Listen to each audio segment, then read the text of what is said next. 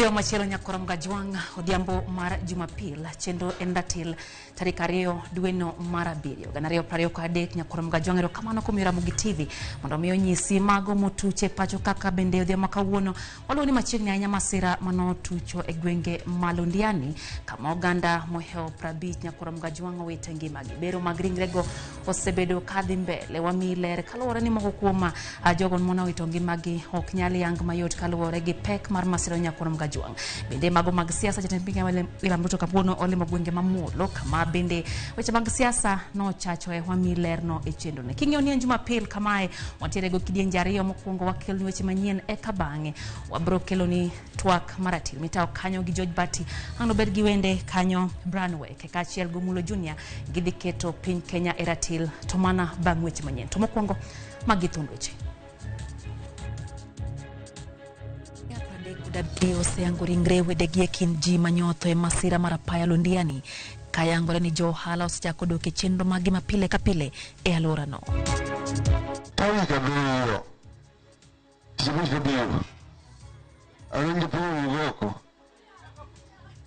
ngoko iduoye.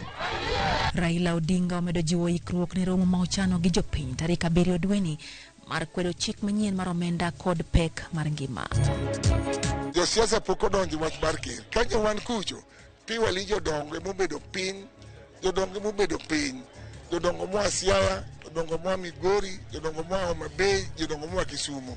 Ker manyien mar Luo Odungiranda opo yiero mare kendo singo achiel mar oganda Luo.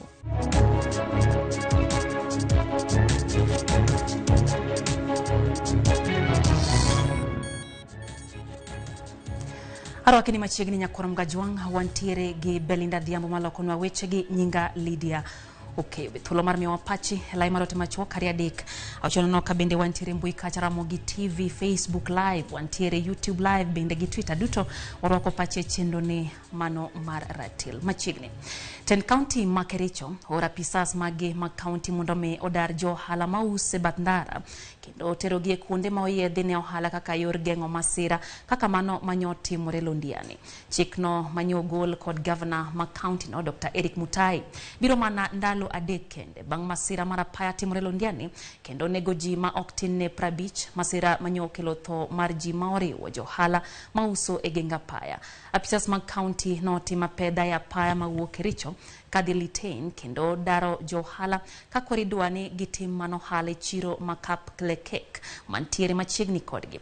Yankore ni jo hala osebedo kaweyo tiyo gi chiro kendo gibede bat ndara kagiuso ne jonyiewo.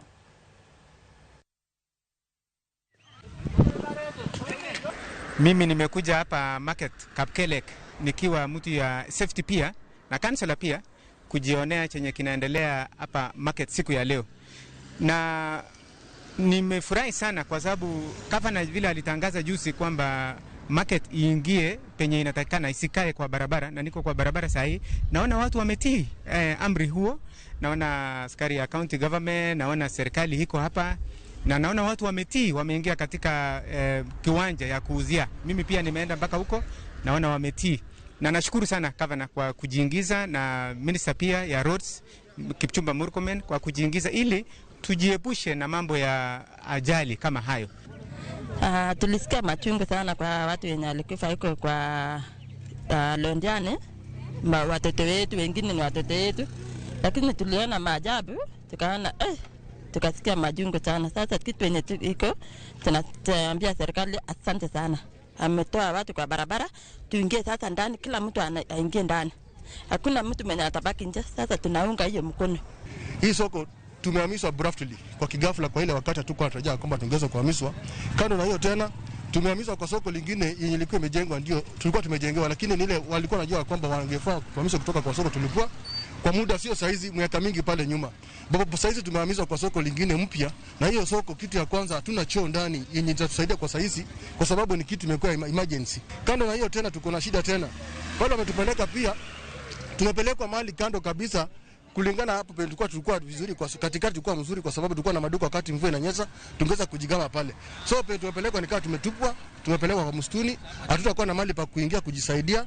wakati ya mvua. Hapa tunaomba serikali itetee sisi. Hakuna pale tunaweza kujikinga, mvua jua inachoma sisi sana. Tuna uwezo sisi, hata wengine tuna nguvu, na serikali fikiria toilet tena tunaenda wapi toilet? Wadhimolo nyakora mgajwang jatenda piny Kenya William Ruto nyiso mor mare gi piny owacho mare kuom keto ayanga paro mar chik mar omenda mondo mi ogoye mbaka gi oganda jo Kenya. Wach mowacho ni pok notimore pacho ka. Ruto wacho ni koro en kod geno mar chopo kare singo manomiyo oganda jo Kenya kinde campaigns bang' keto chik makoro biro medo yuto mar usuru e thurka omenda mowacho ni biro konye e gero piny Kenya. Nowuoyo kaunti ma Nakuru kama noyore nyasi mar lamo. Ne en nyasi mar lamo manoyore gi jatend piny Kenya William Ruto, jalupne Rigathi Gachagua kod jotelo mamoko. Nyasi manobagi kar chung'od bura mamolo e kaunti ma Nakuru. Jatend piny Kenya William Ruto nyiso mor mare wi kaka oganda e kaunti ma Nakuru osebedo lai mambele ka hola mar Hustler Fund mondo mi gigerrego, kowacho ni mae na achiel kuom singo ma piny owacho mare osechopo kare nyaka ne gikaw telo mathurka. Niliwaambia tutawapangia pesa inawangoja, sijui mnajipanga namna gani. Tumepanga pesa ya nyinyi kufanya biashara bora huko kwa kikundi ya watu 10 na kwenda mbele. Tutawapatia pesa ya kuendesha biashara na tutawapatia kati ya shilingi 20,000 na shilingi 1,200 kwa kila kikundi. Kwa hivyo mjipange. Ruto wacho ni piny owacho mare oseikore bero chenro mag pur kendo loso kuonde kano yuto mag puothe kaka yor bero ngima oganda e kaunti no. Njia ya kupunguza gharama ya chakula ni kusaidia wakulima wazalishe chakula zaidi, na ndio tukaweka pesa ya serikali kwa mbolea. Mimi nafurahi ya kwamba tumepatiana kupitia kwa hiyo mpango kwa wakulima. Tumewezesha wakulima na tumepunguza gharama kutoka 6,000 7,000 ya mwaka uliopita. Mwaka huu imekuja 3,500 na ninapanga mwaka inayokuja nataka nione vile inaweza kuteremuka hata zaidi. Bende osingo bero chenro mag somo pachoka kosingo medo ndiko jopuonj mapod onge tije thurka kendo medo dhi mbele gi chenro mag chiwo chiemo ne jopuonjre e skunde. For the first time, kwa mara ya kwanza tumeajiri walimu 35,000 mwaka huu.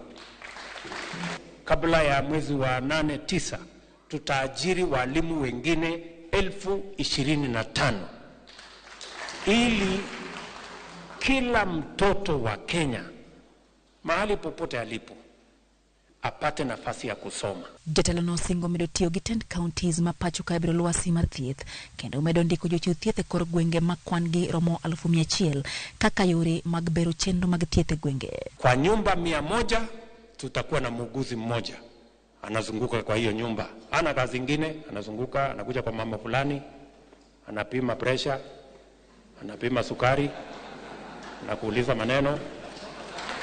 Ndio. Kabla hujaenda hospitali tunataka tupange pale kwa kijiji tutakuwa na community health promoter, muuguzi, mtu mwenye ambaye ako na mafunzo ya mambo ya matibabu. Bende osingo gero ute manego gi ogonyore kaka yor bero ngima jodak makono kendo loso thuolo mag tije ne rawere. Tumekubaliana hatua yetu ya kwanza ni kuja kujenga nyumba 5,000 hapa Molo, na tutaanza na nyumba za wale watu wanaishi pale Kasarani. Nyinyi mnanielewa? Na mimi narudi hapa mwenyewe kuja kuzianzisha. Ruto singo jiwo chenro mar pith mariene pachoka kaka yor neno ni gwenge mathurka obedo gi lwasi makare. Jatend Azimio la Umoja wa Kenya Raila Odinga medo jiwo jopiny mondo mi oyure romo magi bago mar Sabasaba tarik 7 dwene ma koro gidhi kwedo okenge ma piny owacho osekelo koreo kodaka chik manyien mar omenda. Noloso Kisumu kama nolime dala ker manyien mar Luo Dongiranda kama bende wacho ni sirikal osechayo kodaka chik mar doho manyocha osegol manowacho ni kiketie tim chik manyien mar omenda.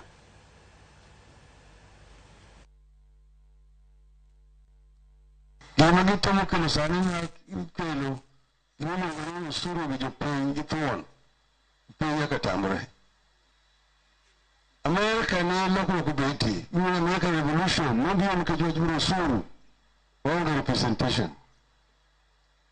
Wajungu mwancho wanyoro manangi ukawa mwagi wenyewe mwagodo gibor. Kwa sani ogenji gibo jopeyo wacho. Iyo wachma ruto wacho. Kwa sani jama gichari jama kan jongereza mwenye America gangenge. America na wacho no taxation without representation. Yukawa mwenye wacho no taxation without representation. Kichwa jumbe makuchaka. Ugoda gibor. Tawi kabiro. Sibuji kabiro. Arundi pulu ngoko. Ngoko. Ituoye.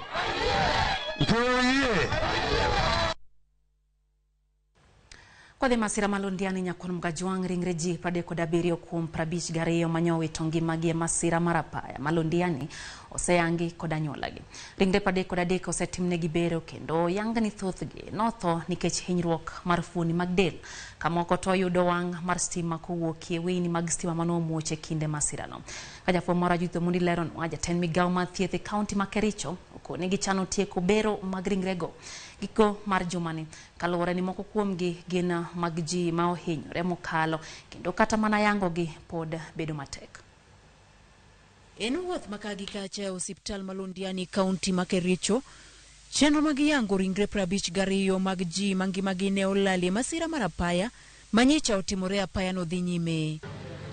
Kaluwore kod jatend migao mar thieth e county ma Kericho, ringre 37 e ringre 52 oseyangi kod anyuola mag-gi kapek bedo e yango ringre mamoko kaluwore ni moko kuomgi ne oyudo hinyruok mapek mane olal kod chal mag-gi.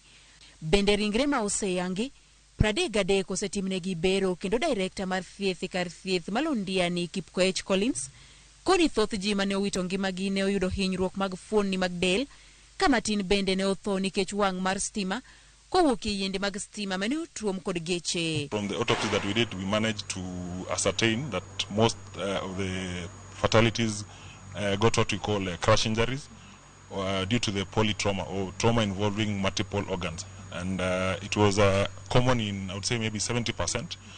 Some of them had severe hemorrhage or extensive bleeding. Riwruok mar msalaba makwar mabende kuom ndalo adek koro osegotache kar thieth malondiani mar chiwo kony bende koni giseyudo lipode maromo 56 kuom lipodegi ji adek poko yang kama nitie poko yang kata bedi ni negi yudo masira no kaluwore ni ringre mane otang ne anyuolagi ne oko yango ka gin kanyo. So far we also have a desk where we are working on restoration of family links, and this is mostly known as tracing. So in this, persons who have missed their loved ones come to our desk and report. The reported cases so far are 54, and we have been able to close about 36 of them. There are leads to another about 12. Jopiny kata kamano yangorini osechako pongo ndarano kendo mana kama masira nyo timore. Uso kod nyiepo osechako dhi nyime gino makelo buok kendo miyo tend county no ma Kericho ting mar neno kaka ginyalo daro jo hala ma uso e ndara chuth. Judith Omondi, Ramogi TV. Enmos nyakorom gajuang ne oganda moito jogegi kendo wakwaye hocho makende kabende dakika kanyo 14 bang' saa achiel ma midhiambo chendo endatil wadhi mbele gi weche manyien arwako pachi kacha mondo nyiswa pachi kotendregi magi mwaikoni kadhi Facebook live kacha neno Carolex Odhiambo wacho ni kaka pile osechopo makare gin kanyo gi Lame Koloch CEO Local Safaris gine kanyo Kenneth Were kantiere Migori Ragana duto girwako kata kamano wacho ni okoero kaka jatenda piny Kenya wacho ni tugo gi pach jo Kenya ni piny tek to okobadhe okoneka ntiere gima wache pek mar ngima. Charles Luanga Ogato kantiere Nyamira County wacho ni in bende isechopo kanyo mwalimu kende no ayo makare. Aneno bende Wycliffe Kaisha wacho ni ogoyo musa ne jogo bende oyudo masira kara jogo mawito ngimagi masira no malondiane. Stephen Owino wuod Nyager bende wacho ni entiere iro Murumba kendo giketo mana wange chendo ni maratila odhiambo makawuono. Masi Orindo aneni kacha in bende wacho ni seche kin kaka pile ntiere kodwa Hambo Boy kantiere Ulamba mano Siaya county wacho ni in bende se chopo kae wacho ni nyingi maen adiere Neli Hotiena Suda. Ero kamano kuom kete mana kera Ramogi TV. Albert Gwea kantiere Changamwe Mombasa wacho ni in bende oseche ntiere kodwa chendo. Florence Alex Mambo kantiere Kodera Forest county Mahoabe bende wacho ni entiere kodwa chendo ni. Alan Tindi kawuoka Mbita mano kanyo wuod Kanyada Nyal Kinyo wacho ni embo seche kin kata kamano wacho ni gin kanyo ge min gi Mary Tindi kantiere Nyal Kinyarwa ke chendro ne aserwa ke kenda gino ni en kodwa jaduong' Otako mano Jasega wacho ni en bende osemolo weche gi manyien kendo keto mana wange chendo imarati odhiambo makawuono. Aneno kanyo Pablo moja kantiere Ruiru bende wacho ni entiere kodwa chendo. Charles Luanga Ogato kantiere Nyamira kaito William Obunga kaya Eldoret wacho ni en bende osechopo kaito bende aneno kanyo kama Kojwang David Omondi kantiere gwenge manyaka chen bende entiere kodwa chendo. Nyakoro Magajwang med miyo wapachi kacha kotenda gi magi mwaiko ni oyo matin kwa duogo pod entiere koda mathoth chendo ni ma en ratil.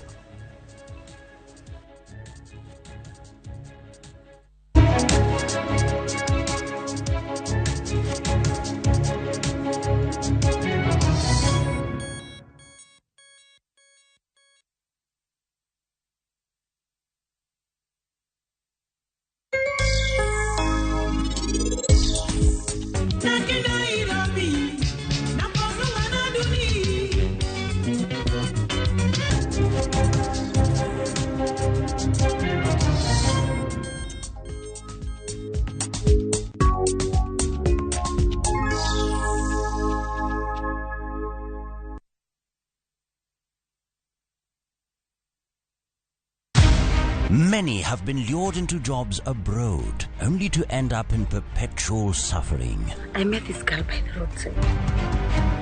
I wish you saw how this girl is desperate. Nimepata mteja mpya for my bureau. Meet Eunice, a naive village girl who is given an opportunity to go and work abroad by Madam K. Nenda Middle East. Ati? When did you even do the application? But is this really a golden opportunity, or will she be one among too many to be lured into the human trafficking syndicate by Madam K and Joe? The parents are caught in the middle. Will they listen to John's side of the story even as he is caught trying to save his girlfriend? We have to leave this place. Enjoy this unfolding story of Madam K only on viewsasa.com. Is bad breath getting in your way? FreshMed mouthwash is formulated with fluoride and essential oils designed to fight bacteria that causes bad breath and tooth decay, working to give you a stronger enamel, fresher breath and healthier gums. For better oral hygiene, try FreshMed today. Available in ice mint and spearmint flavors in all outlets near you. From Tropical Brands. Welcome to Shabikila. Play Shabiki Virtuals on Shabiki.com for a chance to win huge cash prizes from low stakes. Jisetie stake na how much you want to win. Kuna penalty shootouts, defender and so many virtuals only on Shabiki.com. Shabikiland, the easiest virtuals in gaming. Not for persons under the age of 18. Betting can be addictive. Play responsibly. Shabiki.com is authorized and regulated by the BCLB license number 416. Shabiki.com.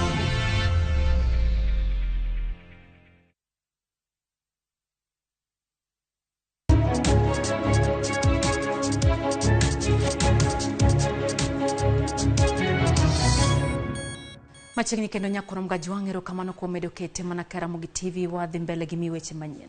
Jagoro mungirore migawo mar arita Dr. Raymond Omolo jiwo jokanye sekta mar somo kod oganda kanyakla mondo mi otim hocho kendo chiwo puonj ne rawere maneno ni ok gibayo yo. Dr. Omolo wacho ni kido kod timbe nyithindo osebedo ka kethore kendo kowinjore jopiny odin itgi to ahinya jolony kod josomo manyalo tiego jomatindo. Noloso e skul sekondar Mambita e kaunti ma Homa Bay kamane gitime solro mar dongruok mar skulno. Nyasi no yore gi jogo mane osetieko sombgi e skulno kendo ne gisolo maromo shillings milion 20 mar dongruok mar skulno. Geoffrey Mheshimiwa from Uyugis. So thank you PS. Great County has given us a total of 200. We have come here not just as alumni of Mbita. We have come here because we know the benefit of education, and we know that without education, it's very difficult for our society to grow and for our society to progress. And I want to speak to the teachers in a special way, that as a teacher, you hold a very special space in the life of your students. The students are like your sons. Yes, they can have their excesses, they can have their mistakes, but you owe it to them to handle them like your own. And I'm happy, Mr. Principal, that you have been able to register very good results over the last couple of years. And as an alumni and also as an officer working in the administration of President Ruto, we will support you to ensure that we maintain not just the grades, the A's that I've seen, but increase the numbers. Once again, congratulations for the good work. Let's maintain that spirit. But I would want to urge you on one thing. Be good mentors to your neighbors and colleagues, so that more schools, more of your own colleagues will come here to be supported, so that their schools and their children and their students can also benefit from this particular wealth of knowledge that you have accumulated over a long time.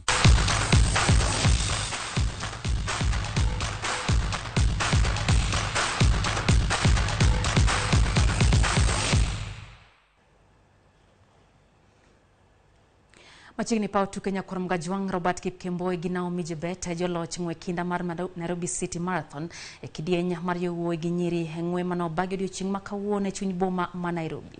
James Opondo miwaler.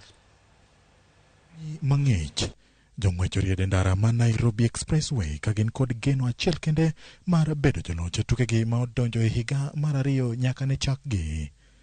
Robert Kipkemboi nobedo jaloch manyien bang' weyo jong'wech wetene mana kodong' kilomita 6 to ng'wech rumo kendo ng'ado tol bang' ringo kuom seche 2 dakika 7 gi nyiriri 3:8. Kipkemboi ma en jaloch ng'we mag Standard Chartered Nairobi Marathon higa mar 2016 noyombo Charles Mneria mane otieko dakika 1 toke. Nilikuwa nafanya training, nilikuwa napiga kuanja mara 2 na nilikuwa najanganya na fat leg yote. Sasa ndio sasa nikasema nijaribu nikuja huku sasa nijaribu hii race. Nikajaribu nikaweza kuyabanga hivi. Ekidiny mar wakini jaloch ng'we mag Kas International Marathon higa mar 2019 Naomi Jibet noyudo loch e ng'we mag kilomita 42. Jibet noweyo jowetege e kilomita mar 25 kendo tieko ringo gi seche 2 dakika 24 gi nyiriri 2. Sharon Chelimo Arusho notieko e thuolo mar 2 ka Judith Jerubet notieko e thuolo mar 3 bang' ringo kuom seche 2 dakika 27 gi nyiriri 1. Kenye ilifanya nikaseparate niliona kuna wenye walikuwa mbele na sisi tulikuwa mbali sana nao. Nikaamua kupatisha tu, yani sikuwa najua kama naweza kuwa mshindi wa leo. Mpango ni baada ya kupata pesa, mpango utajua kenye unafanya, lakini kwa sasa huwezi pangia mpango. Maxwell Rotich mawuok e piny mar Uganda nobedo jaloch ng'weye mag kilomita 21 bang' ringo kuom saa 1 dakika 1 gi nyiriri 1.8 e kidieny mar wakeni Gladys Chepkirui nokawo loch. Joloch noyudo omenda maromo shillings milion 3.5. James Opondo, Ramogi TV, Nairobi.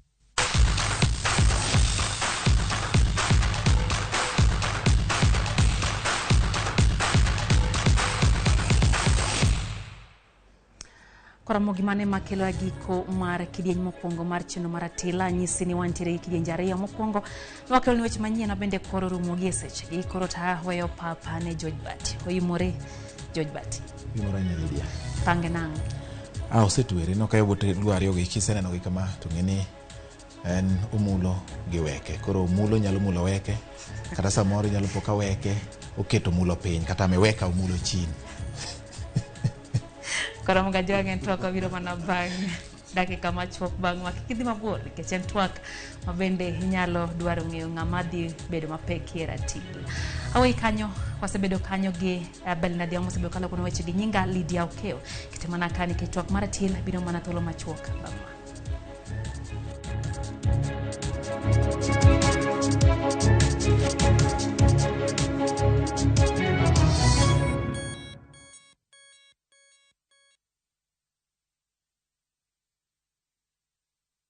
Tiragamuna nedalau hasei kurama hanedalau mutasei kur era nungina nenie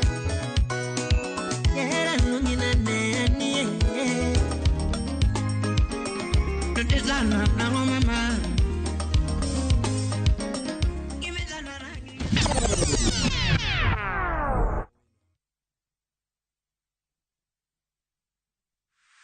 Is bad breath getting in your way? FreshMed mouthwash is formulated with fluoride and essential oils designed to fight bacteria that causes bad breath and tooth decay, working to give you a stronger enamel, fresher breath, and healthier gums. For better oral hygiene, try FreshMed today. Available in ice mint and spearmint flavors in all outlets near you. From Tropical Brands.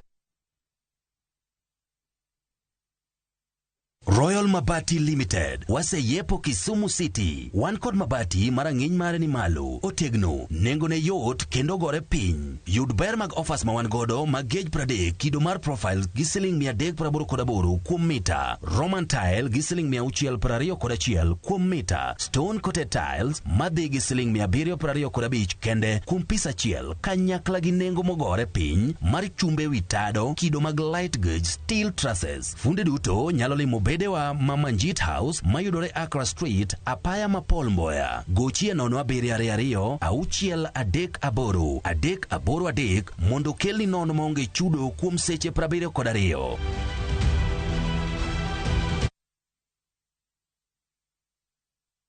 Winam Cinema biro bedo kayango ni gik manyien. There is this beautiful flower in your garden that is worth being plucked.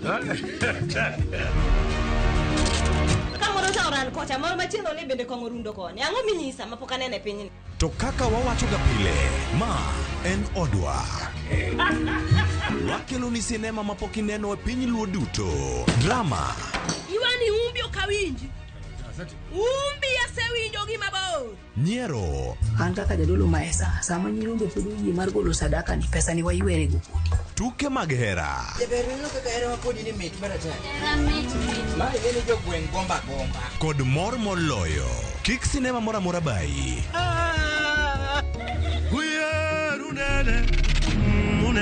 Ket wang'e wang' jowi mari mar Ramogi. Chieng' Jumapil, saa 2:15 otieno. Ma en odwa.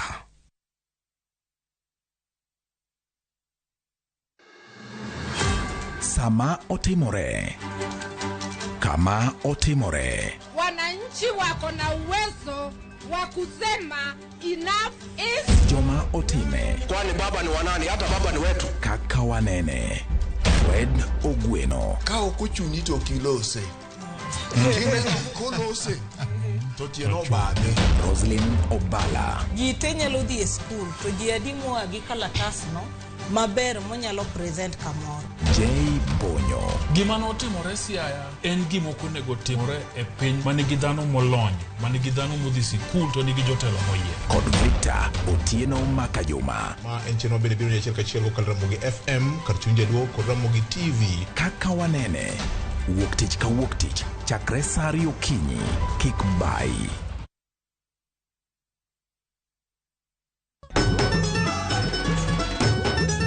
Ma en sigand hera. Bedo ng'at moher pile pile abo bedo kod ero ng'ato. Abe abo eri nyaka chieng'. Wuoth mar nyako marawera manigi chuny motegno. Mama, kaponi dwa kumo ng'ato to kuma an. To loso chikene owuon. Kiwuoyo go wadwa majaga. Nyise ni inidwa kenda mapiyo. Kata bedo ni joot osiko ka gitemo ng'ado ne paro e gima gidwaro. En ng'ama chal nade midwa ni mondo kend mehe. Wachna. Mae ng'ama dwaro. Ining'eyo kaka ich wang' mar mama ni chal. Anyalo timoni gima rach. Be hera gibiro tony nyaka giko. Choti Sardani, Sario gi dakika 15 otieno e Ramogi TV.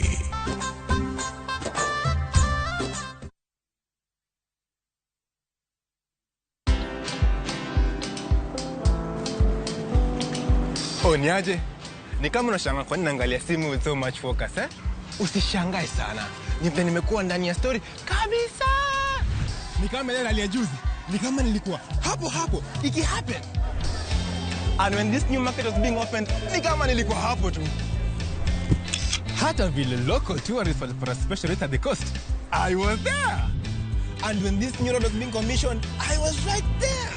Na hata wewe, unaweza kuwa ndani ya story wherever you are. Just download Citizen Digital. Stay informed on all the news and events as they happen across the country, the continent, and the world at large. Download Citizen Digital, Kenya's #1 news app.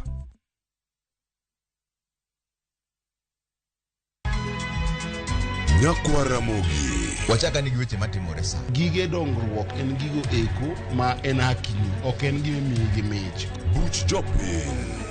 Adier gima dhi mbele sani, Trevor dhano kech nego. Alo, ber ahinya udhi nade? Wadhi maber Musa, pinjani penjo mibni godo no mar senator. Tich adek ka tich adek, tudri gi jalendo Trevor Ombija janding opanga jonyakach dendo nombija taya nyakwar guok kocha pesa. Sadek otieno, mana Ramogi TV. Kik bai.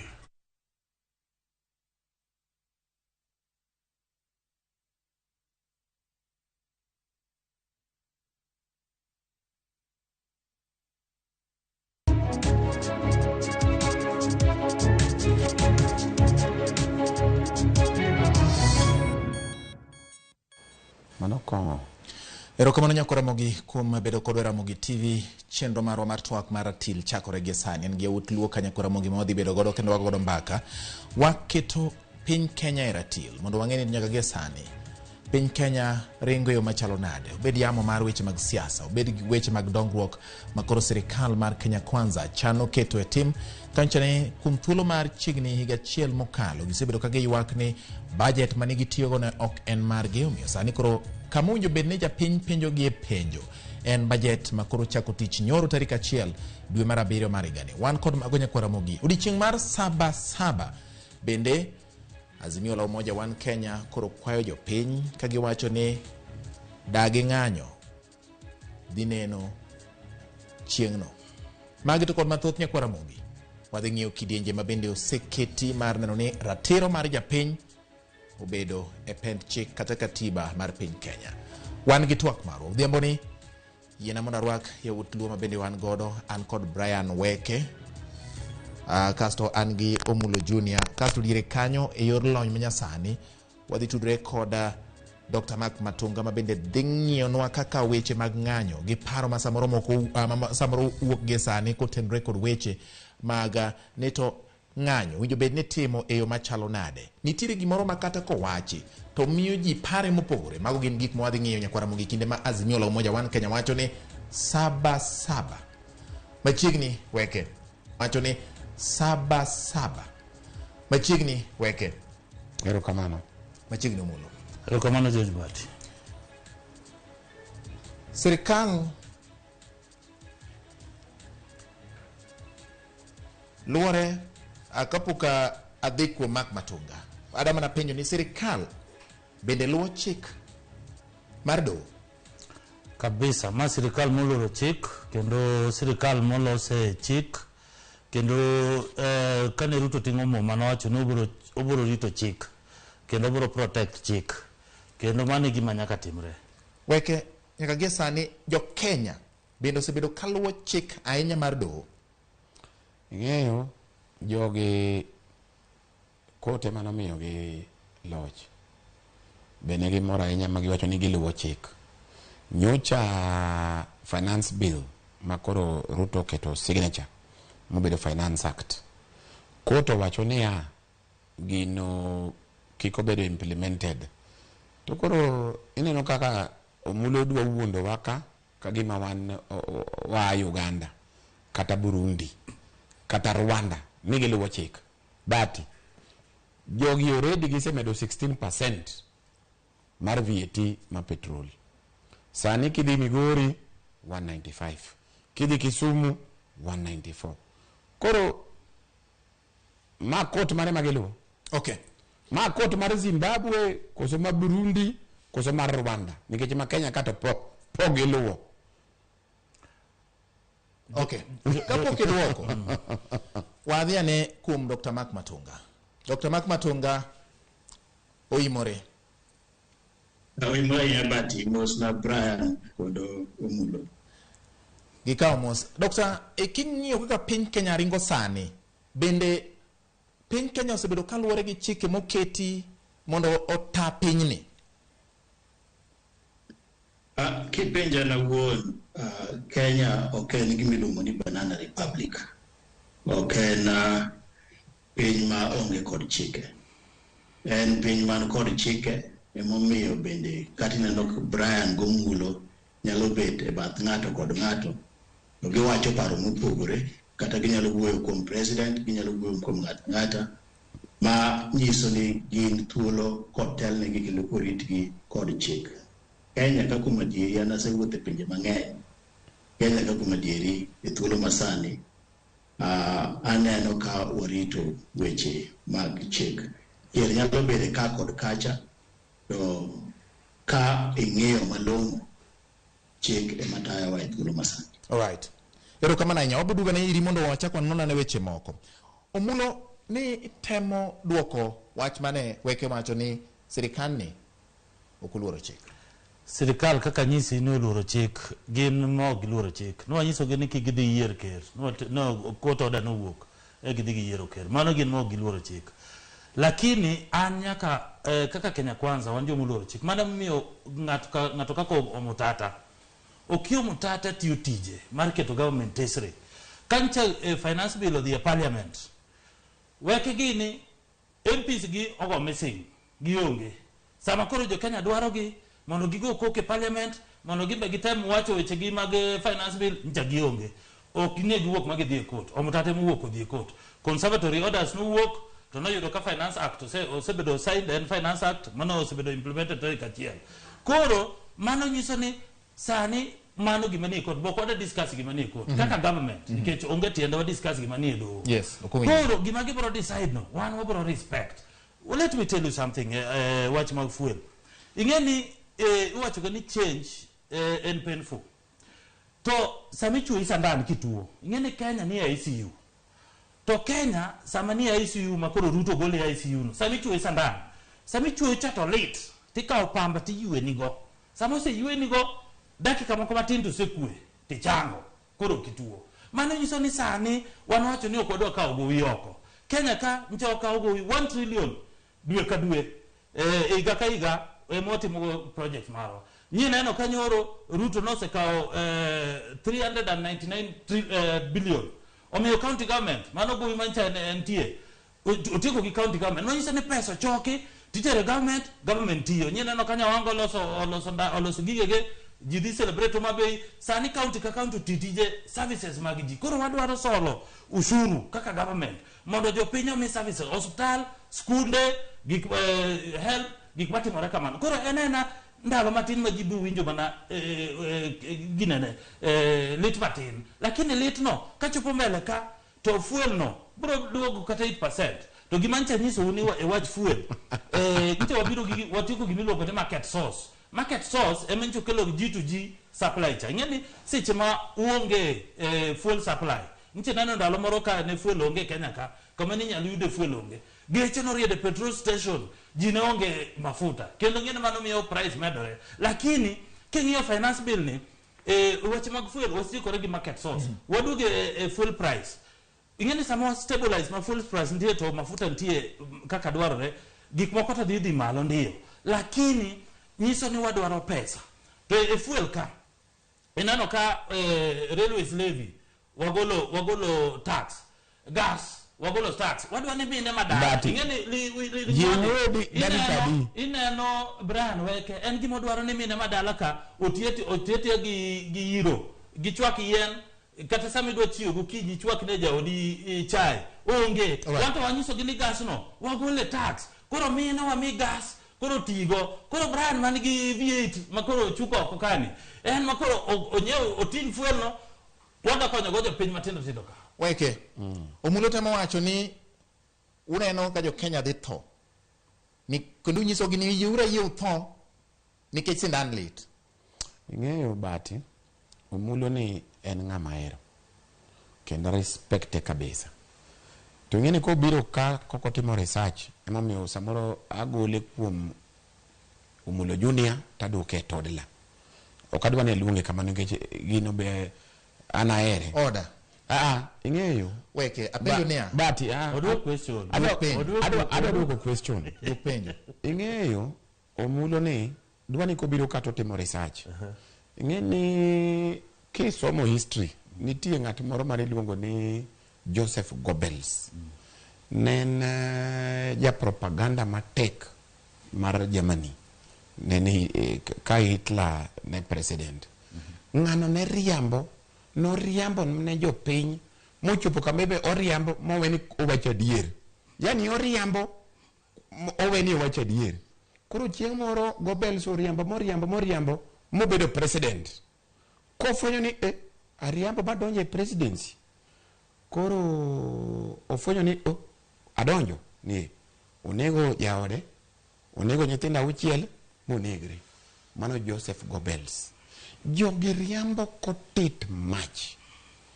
Emomiyo kiwinjo nyathiwa ka maero sana kendo nosiepna kowacho ni Bati ni ng'ani eno kia ni already ni gin gi respect gin ni mar doho. Eno kia ni already gisechako implement Finance Act magise sign. To court be owacho ni gini podi wamiye time mondo wawinji cases madhigi. Then sani be wacho ni jo Azimio pok odhi e court, akene gidwa ng'anyo, akene gidwa timo ang'o. En ok ni omtata en ng'ato mar Azimio. Waning'eni wago strategy ma serious. Omtata mano ng'atwa mandani. Wan wago tuf to mtata waore court. Wagoe to mtata waore court. Ing'eyo jogi apani pogi understand siasa ma Kenya.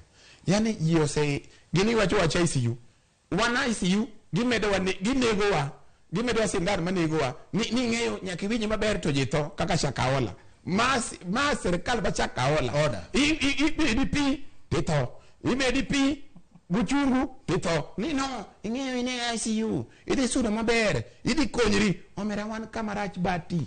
Wan kamarach. Kochopo sani koridwa medo weche wa kaka wantieni. Omera wainyo jopiny. An jogi aheshimugi. Kendo ng'eni serikal ni be Nyasaye manokele. Nikech giwacho ni gin Nyasaye manokelogi. Kendo wa respect gi nikech gin jo Nyasaye. Gikonywa giwachonwa adier. Bati. Uji injre. Apenji. An ing'eni gik ma bel mowacho go. Gobel ing'eyo? Mago meke. Magia Gobel. Ni gas nyaka sani gigiso gas. Dogi ni ng'isa Bati ka. Ni gas ni duwe mara uchiel. Gas tax wagole tax. Wan duwe mara uchiel. Bati control debate ni monoling. Weche. Gas pesa di? Weche. Nasemi thuolo. Okoch bech gas. Wacho ni ya, ni tax mar gas wagolo. Mano nyiso ni wadani jo piny. Kusegolo gas. Kaka constituency ucha. Bo bedo tigi gas. Ok di koro idwaro tigi yien. Koro ing'eni Finance Act, ing'eni Weche nyaka ng'eni omtata mowacho no. Odhi e court, conservatory orders, nitie specific section mowuoyo. Kik wadhi e inye gima nie. Ok adwa dhi ahinya, ok adwa discuss. Keche gigi teka no kal, this is the first time nyaka ncha kal constitution, ma promulgation mar constitution. Ema Finance Act osebedo litigated. Osetere en parliament. Litigated. En makoro oge parliament mobedo debated.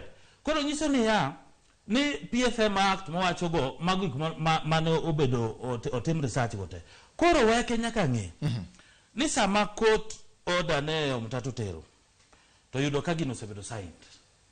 Wan gima wacho ni wa respect nikech mention podi jibro dhi okete kaka gik moja chakore tarik 1 dwe mar 7 chakore nikech mane en law. Sawa. Koro en kiko wach miriambo nikech miriambo onge ng'ama wacho. To gisepelo jopiny. Mano warito. Gima ne onego gitime parliament otamogi. Koro gimiyo jopiny mzigo matamogi. Koro mane gima onyiso ni strategy gin wrong, nyaka gimany strategy ma right. Warito mano kabiro wuok e doho. Wadonjo wach mar saba. Kata odiochieng' ma kawuono e dala ker miluongo ni Randa e gwenge mag Boya Nyando. Jatend Azimio la Umoja Raila Odinga wacho ni kwayo jopiny mondo wuok chieng' tarik 7 dwe mar 7 saba kidwa nyis sirikal ni jopiny ok mor gi kaka gisebedo ka giringo. Sani koro dhi gachiel. Ma be sama ber kod wach mar ng'anyo. Ma e sama ber sawa. Number 1, Bati. Ing'eyo ka in gi a failed system ma MPs moyier gi jopiny inyiew ka njugu. In kaka wabedi kodi ka ing'e ni majority mar parliament ma Kenya, whether Senate, whether National Assembly, majority en jo Azimio. Anakia mano nikech ang'isi ni ino ikia puonji. Inding'e ni Oda Weche. Ne adwa ni winja. Oda Weche. Na okibimia wachoda. Adwa ni winja. Anema control debate. Koro ana puonji. Koro anyisi ni anyisi ni kaluwore gi pronouncement mar parliament ma ng'amo yiene mondo land ni to kweth mane mathoth nolando. Bati. Weche. Adwa ni apuonji kama. Weche. Just listen. Magole. Majority kicheko parties mano sign agreement mar Azimio modhi kowacho ni Raila Odinga e president mogo kura motiek mokwan majority en Azimio. Mano kikia akunyi nyathiwa. Ing'eni in panelist, in gidene, in mediator. In a panelist. An panelist. Yes. In a puonji mus mang'eni. Werigi jok moket makoro discuss ma decide. Ni abiro penjnia ni president okawi ni in speaker. Moro be mar Senate okete, then giwacho ni kaka nindo machiew ni koro joge mang'eny. Werigi mano. Kura manogo aching. Jo Azimio kikwano kura mar jo Azimio mano sign agreement. Okay. They are the majority. Magone sigana machincha. Emang'isi ni abire issue. Yes. Wadonje issue. Wadonje issue. Kura manogo aching Azimio majority. To koro kawa discuss issues makonyo jo piny. To parliamentarians moyier mane odonjo Azimio oyier kata sini Raila mane president. Inyiew gi ka njugu. Tinno ga weche matimre. Moko gin busy gin America. Moko onyiew gidonjo koni. In the event ni gigo ni jo parliament ok kony jo piny. To be judiciary ok bed serious. King'iyo katiba nitie root moro. To root manitie wacho niya you can exercise your power through elected leaders or jopiny. Ang'omo kochopo sama ni jogi ok dwa winjo wache ba. Yes. Omera wadhi donjo kuom jopiny. Ema koro gima timre saba ni en ni jopiny inyre magara de jakom an kadi pinya. Jakom do wewe jogi nikech jogi to dhi donjo ne jogi very soon. Okay. Apenye maonge japiny kapok iwuoyo mulo abro dhi ir Mark Matunga kapok adhi ire ada penjo Weche udhi ir jopiny nikech joma noyier gi Azimio ma ok oyiengore kodu sani koso dhi ir jopiny nang'o nikech itemo wacho ni mara jomoko nong'iewo mara jomoko ang'o momiyo dhi ir jopiny? Adwa penji kama, asepuonji ni majority ma joma noyier gin jo Azimio. Sani kineno Finance Act ma sani koro en act ma Ruto nyocha ogo kogno, gininyo jopiny. King'iyo bech petrol ni malo, king'iyo bech maisha ni malo, king'iyo bech ushuru ni malo. Ng'eni bati sani in hapa ni aneno ni huruma, ng'eni samoro ni TV taneno ni huruma sana, nikech king'iyo payslip mari ka gini koto wewe odhia aching kako dhini aja tiwa idhi nyiri idhi dongi 40 something % mi konjo uma jo Migori ka masandre ka mago ng'eni jowa idhi ijri jathiwa alebo ni to be nyaka wadhi saba wadili gi jogi kafuni wapuonje nikech onego puonj. Ng'eni joluo nogo ngero ni piny agonda imo enanga, to joluo be nogo ngero ni janamo chapia wadgi maniso ni ya un kaka jo Azimio ucharu nikech kopo ni weke ywak ni gine majority kare jothurwa wan kaka jo Kenya Kwanza wago ni gimos makende kendo wacho ni may their soul rest in peace nikech jogi gionge power kata strategy mar mobilize gimiluongo ne we piny sachi ma jodhi e parliament gin ginindo gichiwo sari otieno. Ka un gi members mowacho ni wan majority to luongo ji ni ji discuss finance bill ji 71 olal gino gionge gigo kabrakadabra gin kuma gin weke gin romo kod gima do chai kuma gima kaso giduogi wacho kani wan wanyiewo gi onge ng'ama nyiewo gin en gibiluongo ni persuasion ibedo gi jou koro chief whip gi majority minority leader gi ogogi piny mano nyiso ka adwa advice weke odhi nyis jogo majority leader minority leader gi whip ne o resign. Mar ariyo kendo ma important wawe wuondo jopiny nikech samancha wadwaru ma jopiny cha dwaru e parliament okutiyo tiji. Unu dwanu ni jopiny udwa go siasa ni saba notimore 1990 ma Kenneth Matiba gi noluongo ndalo cha ni dwaro weche mag iluongo ni election man dwaro ni otim election makare. Sani piny oche joma nonyuol 1990 joma okia saba gin mago gidogi idwa chogo ni history ma saba gikia koro sani giwe keto ni saba nitie koro gima nyalo timore 1990 nyalo timore kawuono gin giwe Kenya Kwanza ti wan to se jo piny to se bless wa mowacho ni jo Kenya Kwanza wan mwami mandate ni neno kata isiwinjo ka nitie jomoko mago koko maisha ni malo mano kuwang'e lakini onge kama ok wanyalo olo pesa oko nyaka walos economy mabed stable. Chon ni chulo mkati pesa di ni nyom mkati siling 12 tindi nyom mkati pesa di piny ji nyaka red socks ji nyaka tuwe kamba kaka piny ringo mbele ka nyiso ni sani wawinjo marach lakini mbele ka jopiny dhi winjo maber. Wadwa ni jopiny nyithindwa gikwawa gik moko obed maber ok gibedo gi chandruok alright weane dir Dr. Mark Matunga mondo eno nyiswa ni to e wach mar ng'anyo ni nikech chal gima nitiere gima ji okwinj malong'o cheko yie ni mondo ji orom e unji ji oter petition kata oter ng'ur margi e apise mag serikal koting'o mar jatend piny mondo gise ni mae ng'ur mawango kata giwacha weche gi e unji ma giromo e pap to gidok gidhi gi yweyo. Kata kamano nitiere gima osedonjore momiyo samoro luoro bedo iyudo ka serikal wacho ni ok unyal dhi e ng'anyo, serikal bende samoro go korgi joka bende wacho ni nyaka wadhi e ng'anyo nikech en gima omiwa gi chik en ratiro mar wan godo e chik. Dr. Mark Matunga e wach mar ng'anyo en gima oseluonge piny Kenya kata mana e pinje mamoko bende ji osedhi e ng'anyo e yore mopogore opogore. Jomoko ywak ne pek mar ngima, jomoko ywak ne weche mag rocho ratiro margi kaka ratiro mar dhano, jomoko bende ywak samoro ne loch matiyo gi gotada kata agoko. Gin gik mathoth mosemiyo ji odhi e weche mag ng'anyo.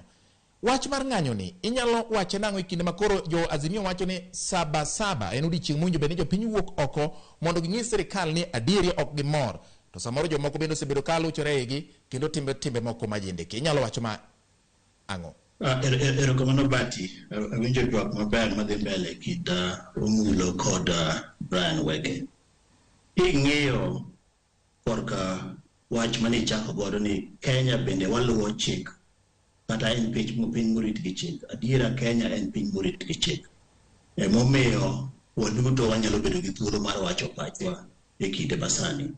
Chik ma watiyo godo maduong' en constitution. Mano katiba e chik maduong' e Kenya. Katiba no omiyo ja Kenya thuolo mar ng'anyo, omiyo ja Kenya thuolo mar timo maandamano, omiyo ja Kenya thuolo mar kwedo e yo moro amora e gimoro amora moparo ni okoluwore gi dwaro mare. King'iyo yo ma wasebet kwa wacho go weche mag ng'anyo, mano e tabu mantie, nikech sama wacho maandamano kendo sama wacho ng'anyo, ok en bura moro mamuol cha, kata ok en yo moro ma ng'ato tiyo godo ni adwa mana wacho kama. En gima kizungu wacho ni combative. Sasa mi wacho wach mar ng'anyo, gima bire pachi en rakruok kod police. Kendo yudo ka jowa mang'eny kolandi ni ji dhie ng'anyo, gin gima girito ni police wabro rakore godo sani. Nikech ng'anyo e piny mangima en gimoyie, maandamano en gimoyie e piny mangima. To en mana ni nitiere ndalo mane weche gi oduogo lokore, koro watiyo kodgi kaluwore kod bedo kod agoko. Watiyo kodgi kaluwore kod lweny ma koro warakore kod police kata warakore kod sirikal. Mano e gima wawacho ni psychology mar jopiny, psychology mar jok ma bende wayiero ma josiasa, e sama gisewacho wach ng'anyo, en oulo dhi rakruok e pap kod police, kata ketho mwandu jomamoko, kata kelo koko e yo machielo, kata ka kod kacha. Mano e gima chandoga, nikech ng'anyo kaka luwore ka chik okete, owinjo bed gima muol ma ok kel rakruok gi police, ok kel ketho mwandu ng'ato, ok kel timo gimoro manyalo bedo gi maundo kata mar jendeke. Ma ineno ndalo moko mane itimo ng'anyo, itimo maandamano, to nitiere kijende machungo mtokni to gimayo ji gik moko. Mano ok en gima owinjo timre. Koro awacho ni Bati, yes, psychology marwa mar jo Kenya nyaka waloki mondo mi wang'e maber ni ng'anyo kata maandamano ok en gima rach. Sirikal be owinjo ng'e, kata police be owinjo ng'e ni maandamano ok en gima rach. En mana ni kaka ne wakete e pachwa. Bende ng'ato penjore ni ka chieng' modhie ng'anyo oting'o pi otamba nikech odhi chamo tiagas. Kata Brian bro nyisi kanyo sani kaka owache mar sabasaba in gi wache mar tiagas. To ken kit ng'anyo kata kit maandamano mar kwe mar wacho ni wan okwadwar ma kata okwadwar ma. King'iyo malong'o wach matieko go, king'iyo malong'o, nyocha ne Azimio luongo rally Jakaranda, nen Jakaranda. Gidhi gitimo rally, dhano kweth mang'eny malich manyalo chopo kata mana chiegni 500,000. Onge tiagas manodir, onge police manorakore kodgi, ne gidhi gichung' kanyo, giwacho wechegi, gigolo pachgi, kendo chopo ne piny mangima kaluwore gi paro mar Azimio. Nyoro tend Azimio kaka ang'eye ni Homa Bay kuom ndalo 3. Ok iwinjo ni nitiere taya mokete ndara mowang' kaketho ndara. Ok iwinjo ni nitiere ng'ato ma gire moro timo okethi. Ang'o mamonowa mondo mi walok pachwa e weche mag ng'anyo? Nikech ng'anyo en ratiro mar jopiny moyieno mar mondo mi watim. Mano en gima inyalo tim. To koko makoro ji kelo e ng'anyo ni ema chuno ni jotelo mag siasa malando weche mag ng'anyo nyaka bende land weche mag peace. To jotelo mag sirikal ma bende kwedo weche mag ng'anyo bende nyaka puonj askari ni ma ok en seche makoro ji dhi rakore ma ji golo tiagas kata golo bunde. Chuno ni nyaka walok psychology mar weche mwatiyo godo, nikech samo wach ni maandamano kata wach ni ng'anyo, mano koro ji yawuoyo oserwakore dhi e pap irakore gi police, kendo ka tiagas okech ahinya gi wach ni uno ne ok okech. Mane gima noketho wach makoro watiyo godo makatimo miyo maber mar ng'anyo. Nyaka walok paro, waduto wan jotelo, kendo jopiny bende olok paro, nikech sani wacho ni jopiny owuok oko. Jopiny to ni oko ore, giwuok oko gidhi ka. Ka gidhi e ng'anyo kata giwuotho e ndara. Nyoro nyan Sabia, Belgrade, aduogo kani on Friday. Achopo airport, ayudo ka jok matie airport nigi ng'anyo. Jok matie airport nigi ng'anyo, mamisike ok tim ang'o, ok gole ndege. Koro ogol mana jok mamoko emodhi golo misike ndege. To jok mang'anyogi ok gidir ndege gi kidi, gin gi ng'anya gibedo kamoro gi kwemos, kendo bende gino bende leta winjore awinja, to ok ni ineno ni gimako kidi nigi diro kata polis go gi tiya gas. Ang na wegi kanyo. Okay, erokamano nya Dr. Mark Matunga.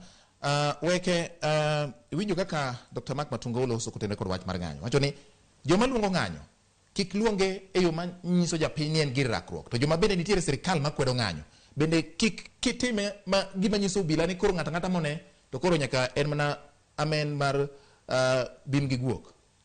Ing'eyo Mark Matunga daktari ma jadalawa sie. To Mark Matunga ni be ng'ama ong'e wach piny mzima. Ineno kidhi Washington DC. Manitie the White House. Werigi State House marwani ma uchando wagodo ni. White House mar US of A. United States of America. Ji ng'anyo daily, Mark Matunga ong'eyo. Kendo gibiro, magi tim procession, magi ng'any, magi ter petition, onge police machandogi. Problem mar Kenya, ingeni ka ino jakuo, in mikora, ijam riambo ka go balls, tiluor. Sani Kenya ka kamwa chope gi demokrasia. Iwe jowa, nyocha ineno ka jo Azimio nene ginene, Kamukunji. Negi ng'eny koso nok ging'eny.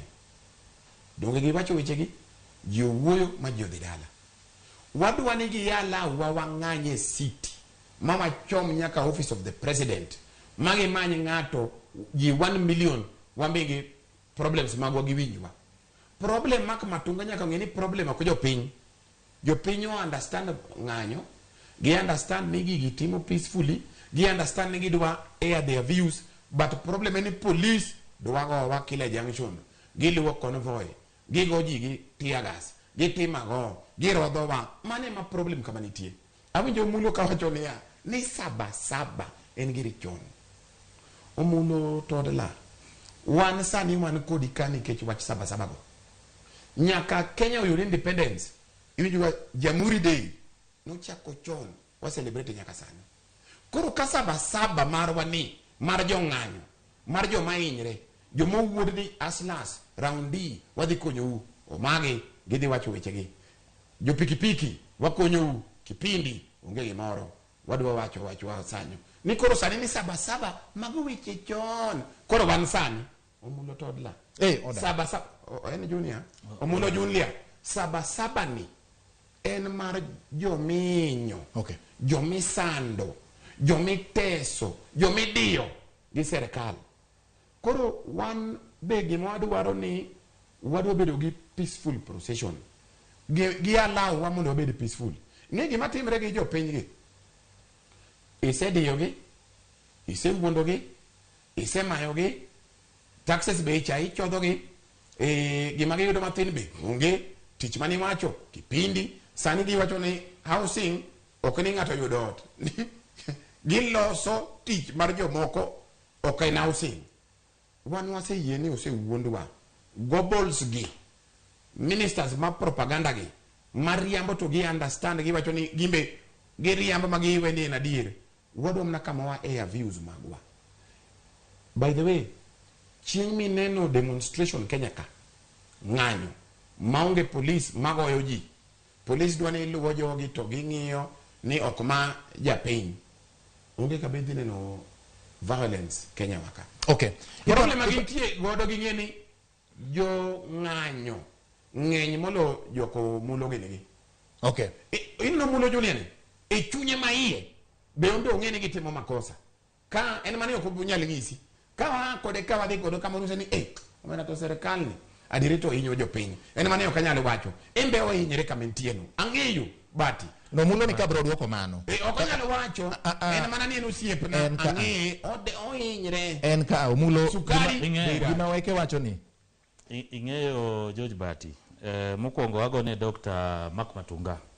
ero kama nikech ogolo wisdom okada medo gik mowacho nikech ong'e history mar ng'anyo ma Kenya ka to ing'ene Brian Weche en lawyer koro ka neno ka lawyer duogo reduce debate a personality mano nyiso ni anyalo question course motimono samoro en lawyer mar nyithindo lakini gima ng'eyo ni saba en gima important en gima notimo ana wacho niya ni strategy tactics mano tigo ndalo cha 1990 opogore gima ni manyo cha ndalo cha nopogore gi gima ma ndalo cha nitie gima iluongo ni dictatorship ndalo cha nitie gima iluongo ni one party mani en KANU kende to sani kane giwacho ni gibiro gi economic revolution ok ni koro ni en saba ni gi expect ni gima notimore gi Matimba gine ma dhi timore kawuono namba 2 gima Weke nyaka ng'e ni Weke gino sebwogo jinde gisebwogo jinde ncha giwacho ni wan kan jo chaka ni jogo wadhi gole State House gitero ji ndara jogo no kochope State House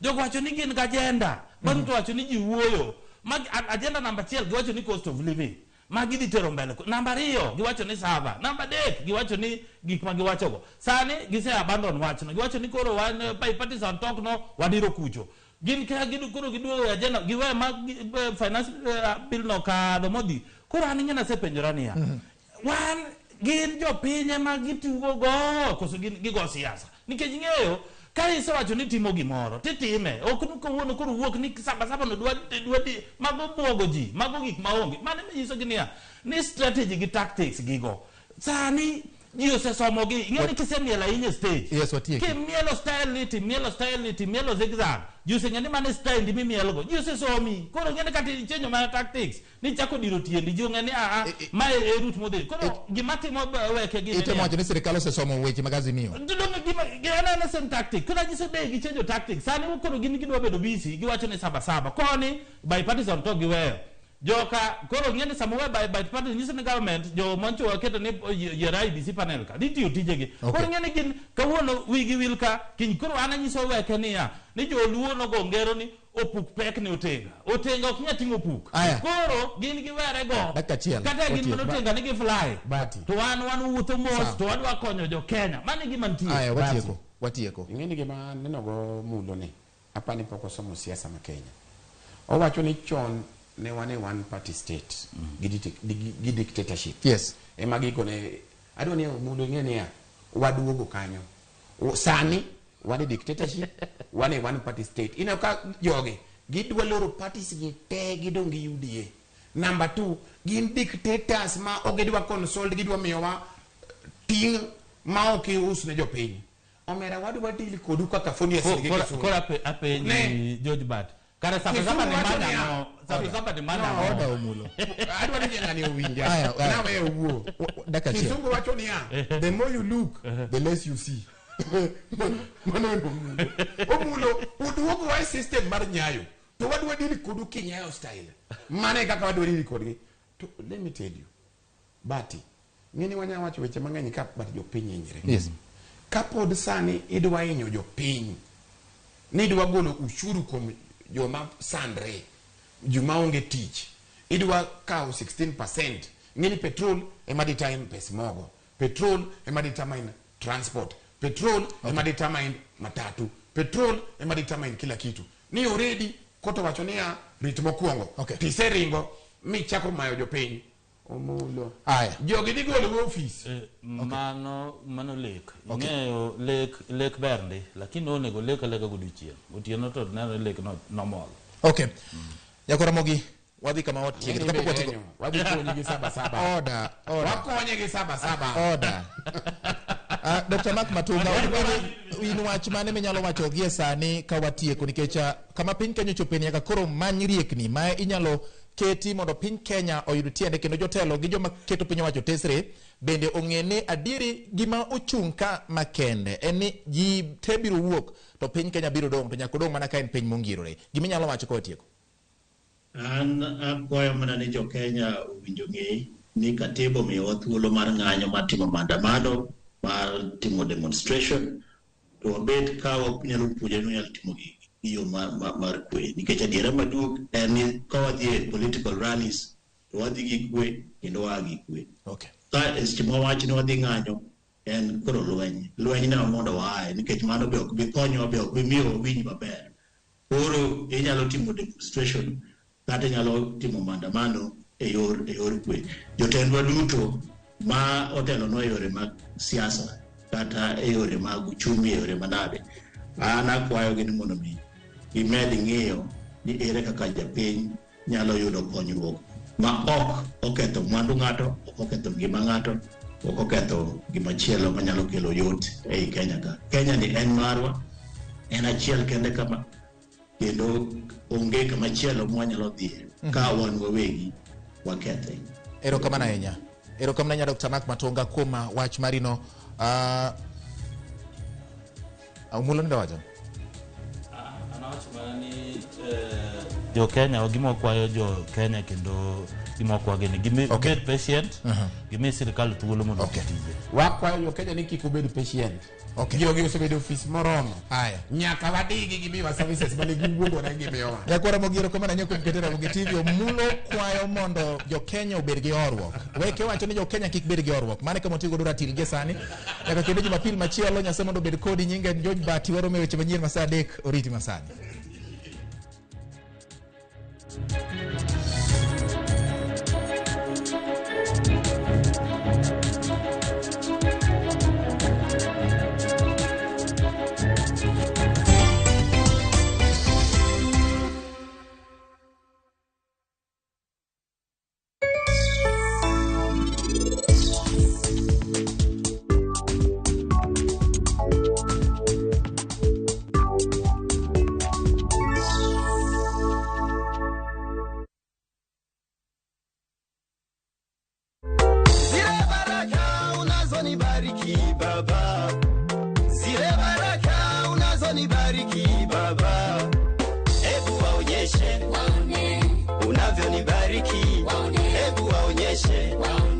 Kupata wimbo huu kama sikiza tuni yako ni rahisi sana. Bonyeza *811 *277#. Kumbuka, Sikiza na Citizen ndio nyumbani kwa wasanii wote.